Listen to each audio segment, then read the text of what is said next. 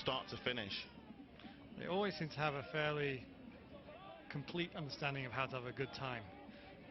In 2006, they certainly dominated the beer garden as well as the stands. If you are at the event, do your very best to mingle with the Aussie guys and their families and their fans, because they are brilliant fun. It is a long way for them to come. I think that's the point. If you're going to come all this way, you may as well enjoy it, and that will definitely cheer them up. That's another goal. That's James Watson-Galbraith with the score, catching it on the run as we see him here cutting through, catching the ball off stick side high, probably about 6 square inches there to shoot at in the top corner. Picked his spot. Scotland 2, Australia 11, and there's just 1 minute into the second half. I think it's very obvious here that Australia have come out best, better prepared after that lightning break.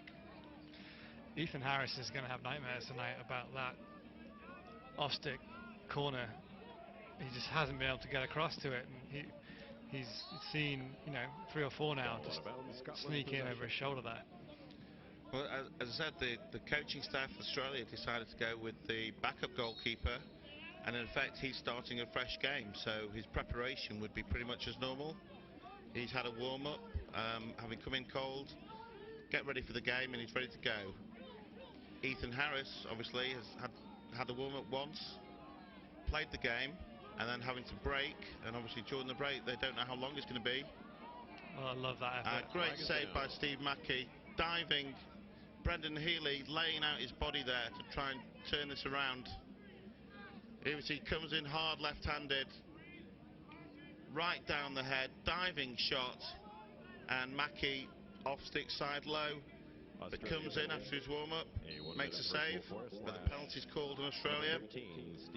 Yeah, right down the back of the helmet. It's one of those, Dave, where he almost did too well. He ended up too close to the doorstep.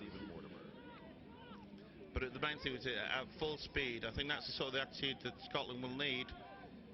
It's not a case of taking things easy, they're 9 goals down now, and it's now or never. This is the quarter-final of the World Championships. Scotland have an opportunity to get through to the semi-finals, which will be the highest they've ever rated, because in effect the worst they can do if they win this game is to finish in 4th place. Ian Healy there with a quick turn upfield, left-handed shot just wide, ball's retained by Scotland on the sideline. Yeah, Scotland kind of drift, starting what looks like a 3-3, but then the backside attacker kind of drifts behind, and it becomes kind of a very loose 1-4-1, and they don't seem to have a big EMO script, Dave. They're not running a play here, are they? They're just kind of playing loose and seeing what they get. I mean, that's not a great piece of EMO work. I don't think that's the one the coach drew up. Dodge inside and get triple teamed. But again, what you're looking for here is, it's not so much about the X and O's. I believe the phrase is, it's not so about X and O's, it's more about the Jimmy and Joes. Each person has to look to themselves now to what they're willing to give to get back into this game. And there's actually a 1, 2, 3-man zone Australia playing at the moment. And they're taking outside shots. You beat me to it. Yeah, at this point you really need to be looking to force the ball inside, and there we go. Goal by Ian Healy on the man up. Now I'm surprised the Scotland staff haven't called a timeout here, just to take advantage of the fact there's only 3 Australian defenders on the field. There we see that's all of the Australian defence, all 3 of them. Scotland goal. Walks around the corner, low to high finish. Great effort there by Ian Healy. As you see in your top left-hand corner of the screen, the clock is ticking away. And now we have 1, 2, 3, 4, 5, and all the players are back on the field. The goal scored for Scotland with a man advantage by number 21. So they've gone from a 3-man advantage to all even, 6 on 6. I don't believe all 3 of those players were technical fouls. If they were technical, that would have been released by the goal anyway. Darren Nicholas benefiting from the legal procedure on the face-off. Scotland 3, Australia 11, but there's still signs of life. Yeah, Nicholas is one of these kind of old school do-it-all midfielders. He takes the face, he doesn't come off, he stays on, he's prepared to have a dodge and create and then move the ball. You know, that kind of player, when you're in limited squad situations, gives you a lot of value. That is wide open. Good kick save there by Ethan Harris.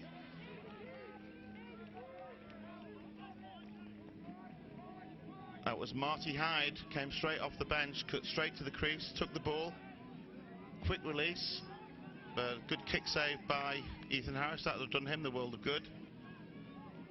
I mean, in reality, you know, 8 goals here is 11-3, and there's 34 minutes left. That's not unimaginable, but it's all about momentum.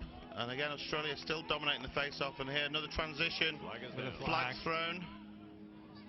Adam Sear, excellent body there by Scotland. And again, I'm not sure if Ethan got a piece of that. Yeah, Callum Watson is really good here, just stands up his Australian counterpart and really takes the wind out of that Australian move. And number 12, Adam Sear, as a strong athlete, having been playing in America for 4 years at the D1 level, it's all right to say just to stand him up, but to actually do it while he's at full speed, it's a great effort there by Callum Watson. James Slade. Australia on the man up. Gilbraith Watson. That's Brown to Sear. Egan. Bit of an exchange there. Watson Gilbraith loses a handle. Scotland needs to clear. There's a lot of pressure there. Managed to find the outlet pass to Robert Hetherington. And now this is Troy Kortcher for Scotland. Roy Marsden does a good job there for Scotland, you know, ties up that ball, picks it up, manages to scoop it back underneath the pursuing Australian. Oh, Dan Hayway. He's pretty excited about that. So he should be. Actually got tripped up, got his legs tangled up. And that's a man down goal. That could be just what Scotland needed. By number 11, Dan Hayway. It's getting double teamed. Sorry, go ahead, Ashley. No, I was going to say, you can see the double team. The backside defender's pretty loose. I think half the players expect a whistle at that point. They don't get it. And Australian goalie really sinks on that shot. I mean, big dip, and Hayway can power it over to the top of the net, top shelf, good finish. I think what was most impressive about that, he actually managed to do a forward roll with the ball in his stick and retain possession. Stood up, climbed over his man, took the wind up in the shot and went low to high. As you said, the goalie may be disappointed, but it's a nice shot from 15 yards. And again, the goalkeeper, Steve Mackey, may have been expecting a whistle on that one, so caught cold. Flag is down. And the penalty's been released, so it's 6 on 6. Looks like there's another flag been called. The 11:48 left in the third quarter. Scotland penalty, a 1-minute personal for a slash on number 17, Timothy Kirkland. Repeating the Scotland And penalty. Sear with the ball. 1-minute personal slash on number 17, To Timothy Egan. Kirkland. Down to Gareth Allen. Again, good movement around the perimeter. Brown to Sear to Egan. Redirect. Australia possession. Adam Sear with a shot from 12 yards over the bar. Australia ball back line. This is Gareth Allen bringing it around the post. That's Lee Perriman's favourite shot. Blocked by the Scotland defender. He's hobbling off the field. That's Robert Hetherington. Took one on the leg. No need to delay the game now. He hobbles to the field, gets another Scotland long stick. It's definitely a case of taking one for the team there. And again, Scotland are still man down, but have shut them out on the Australian man up. This is Richard Hayway. He'll be trying to emulate his brother, Dan, who just made that last shot. Brendan. just wide. The crowd are cheering. They thought that one had gone in. Again, Dan Hayway that time going for another low to high shot. This is Brendan Healy, side netting.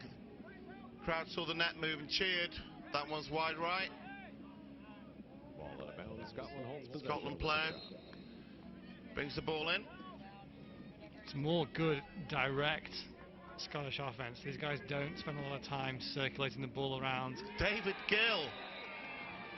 This is much more like it's Scotland. You see James Watson-Galbraith banging his stick against his own helmet. That's the second time David Gill has just beat his man for sheer speed. Faked high, the goalkeeper left his feet, and once he's left his feet, you watch here just the goalkeeper as he jumps. There's the fake, leaves his feet. He is no longer in control of his own destiny. I don't care how good an athlete he is. If you're in mid-air, you're pretty much toast. David Gill carries on running and throws it into the empty net. Scotland 5, Australia 11. Darren Nicholas with the ball. Fast break. Tremendous save by Harris. Vital shot save there. Lee Perham is top scorer for Australia. There's two problems here that Scotland have got. They need to find an answer to Darren Nicholas at the face-off. He's not just winning the ball, but winning it cleanly going forward.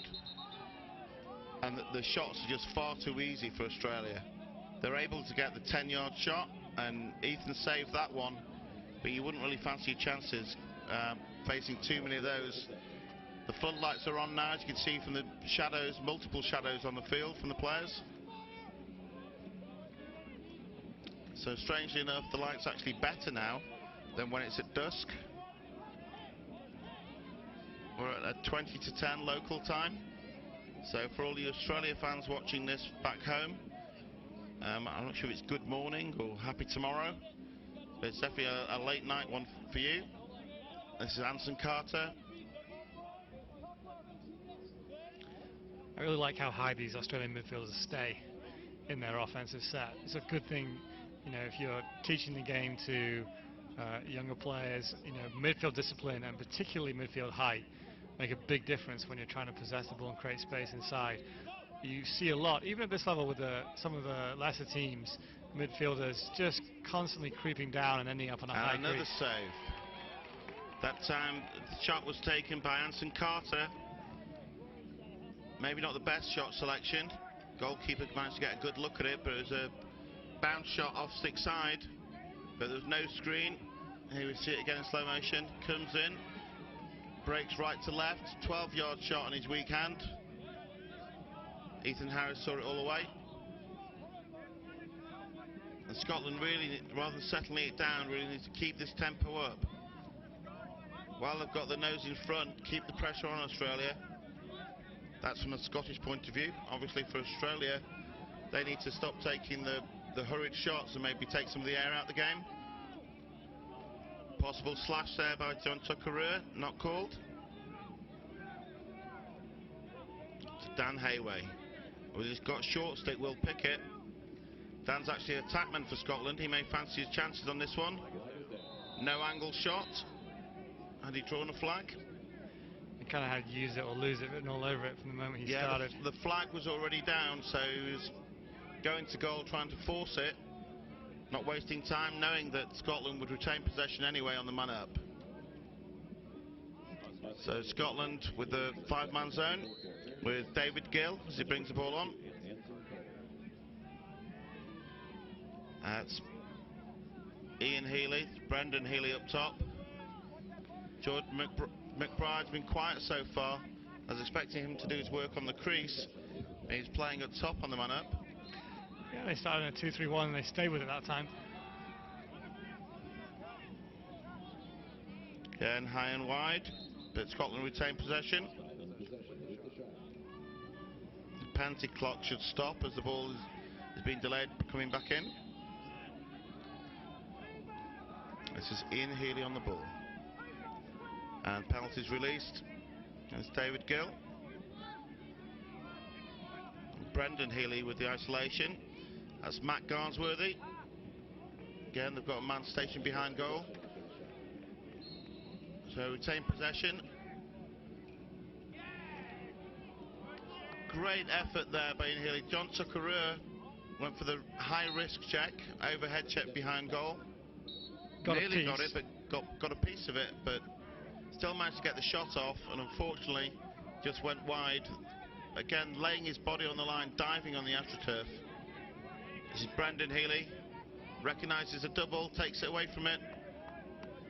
And David Gill, this is not such a bad play. He's already beaten him twice for speed.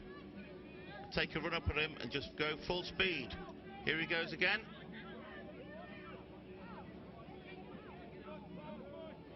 And a great goal. Jordan McBride. David Gill but not found a solution to him yet. He's got that first step.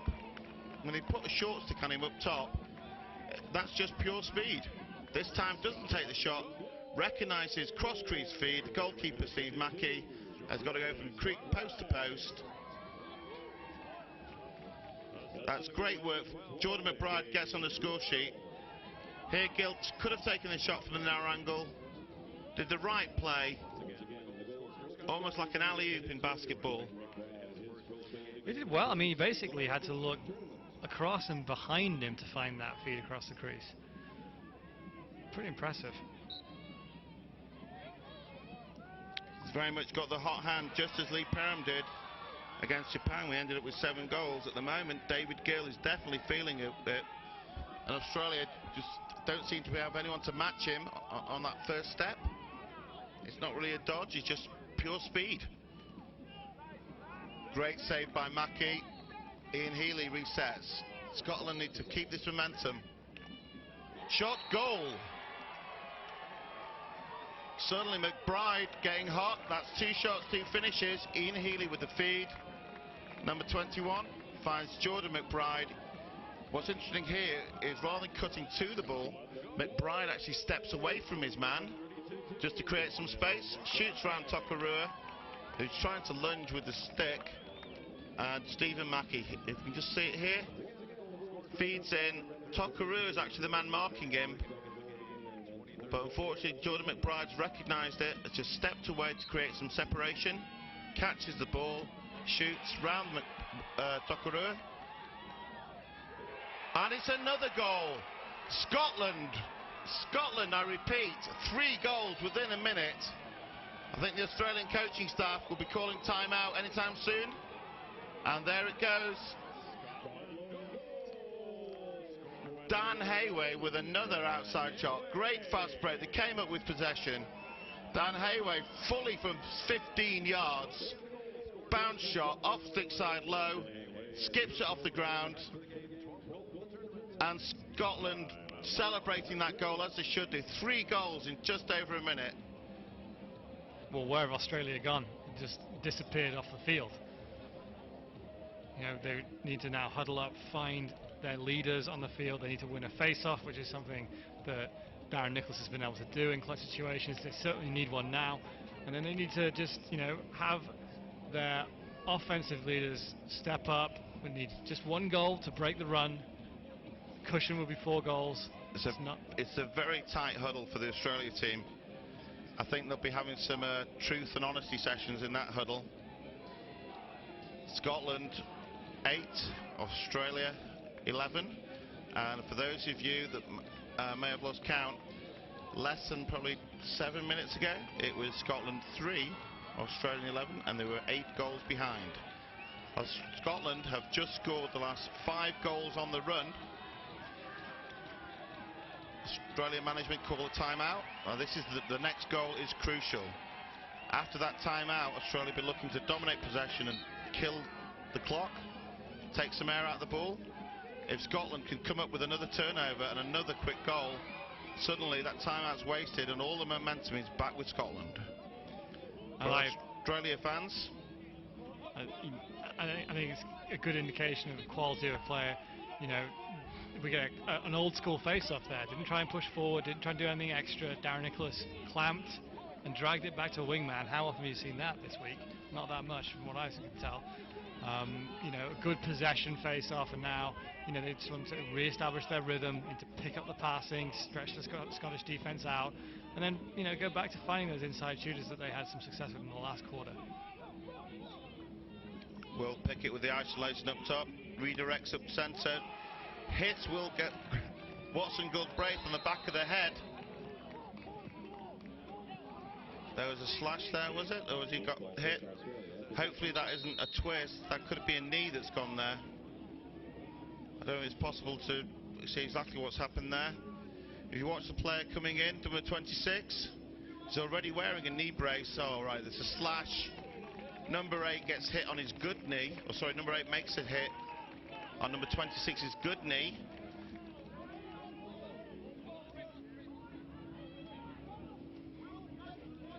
The foul wasn't called, but for a moment there I thought the guy was already, number 26, James Slade, already wearing a knee brace. I thought his rehab knee was the one that was given way. Fortunately, he makes it off the field under his own steam, and he won't mind a bruise. A lot better than the cartilage going in. Cruciate ligament. So less than 2 minutes to the end of the third quarter, and Scotland are very much back in this game. Long ball, and the goalkeeper Steve Mackey came out, made the interception. That's a high risk move there, but paid off this time.